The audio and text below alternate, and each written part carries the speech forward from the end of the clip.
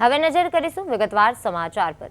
દક્ષિણ ગુજરાતની જીવાદોરી સમાન સુમુલ ડેરીની ચૂંટણીમાં અત્યારે રાજકીય માહોલ ગરમાયો છે। 12,000 કરોડનું ટર્નઓવર ધરાવતી આ ડેરીની ચૂંટણી હવે સહકારી મર્યાદા ઓળંગીને રાજકીય પ્રતિષ્ઠાનો જંગ બની ગઈ છે। આ ચૂંટણીમાં કોઈપણ પ્રકારની પક્ષપલટા કે તોડફોડ ન થાય તે માટે કોંગ્રેસે પોતાના 10 ઉમેદવારોને સુરક્ષિત રાખવા માટે અજ્ઞાત સ્થળે ખસેડ્યા છે। આ ઉમેદવારોને માત્ર શહેરથી જ દૂર નહીં પરંતુ ગુજરાત બહાર પણ રાખવામાં આવ્યા હોવાની ચર્ચાઓ જોર પકડ્યું છે। સુરત સુમુલ ડેરીની ચૂંટણીનો માહોલ ગરમાયો છે। કોંગ્રેસના 10 ઉમેદવારોને અજ્ઞાત સ્થળે ખસેડવામાં આવ્યા છે। ત્યારબાદ પક્ષપલટો રોકવા માટે ઉમેદવારોનું સ્થળાંતર કરવામાં આવ્યું છે અને ઉમેદવારોને ગુજરાત બહાર પણ મોકલાયા છે। દક્ષિણ ગુજરાતની ડેરીની ચૂંટણીમાં રસ્સાકસી જોવા મળી રહી છે।